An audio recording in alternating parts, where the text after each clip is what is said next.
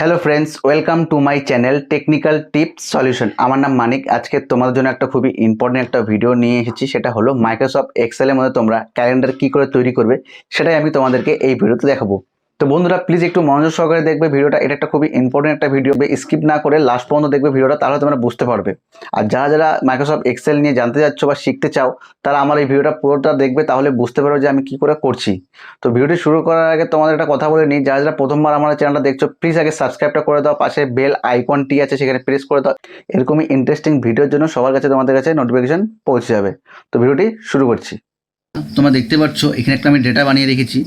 So এখন তোমাদেরকে যেটা দেখাবো সেটা হচ্ছে তোমরা ক্যালেন্ডার কী করে তৈরি করবে এক্সেলের মধ্যে কয়েক সেকেন্ডের মধ্যে, ঠিক আছে? তো সেটা কী করে করবে সেটা তোমাদেরকে দেখাবো।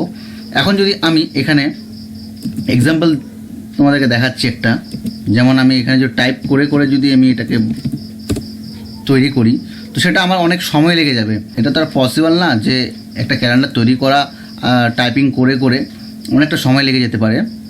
সেটা তোমরা কম সময়ের মধ্যে কী করে তৈরি করবে একটা ক্যালেন্ডার সেটা আমি তোমাদেরকে এই ভিডিওতে দেখাবো।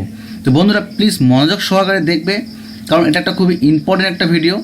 তো তোমরা ভিডিওটি স্কিপ না করে লাস্ট পর্যন্ত দেখবে যে আমি কী কী করছি। সবার প্রথমে এটাকে আমি আগে ডিলিট করে দিই। তো তোমাদেরকে যেটা বলছি আমি, তো সেটা হচ্ছে তোমরা এখানে প্রেস করে প্রথমে, তো এখানে তোমরা বানিয়ে নেবে 60টে কলাম আর 52টা র। 60টে কলাম আর 52টা র আমি বানিয়ে নিয়েছি। তো এখানে যেটা আমরা ফর্মুলা দেবো সেটা হচ্ছে ইজিক্যাল টু, ঠিক আছে? ইজিক্যাল টু দেওয়ার পর সিকোয়েন্স লিখবো এখানে SEQUENCE সিকোয়েন্স। তারপরে আমরা ব্যাকেট স্টার্ট করব। তো এখানে বলছে র মানে 52 সপ্তাহে 1 বছর হয়। সো এখানে আমি 52 দিব, কমা দিব।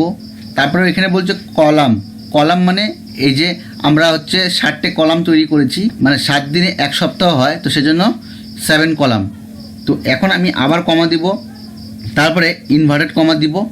দেওয়ার পর এবার আমরা একটা ফার্স্ট ডেট দিব, 1 তারিখ 1 মান্থ 2022 এটা দিব। তারপর ইনভার্টেড কমা দিব, দেওয়ার পর ব্র্যাকেট ক্লোজ করব। এবার যদি আমরা এন্টার করি, দেখতে পাচ্ছ বন্ধুরা এখানে পুরো ডেটটা চলে আসছে। এরকম যদি তোমাদের নাম্বার চলে আসে তো সেটা তোমাদের চিন্তার কোনো কারণ নেই, সেটা কনভার্ট হয়ে যাবে।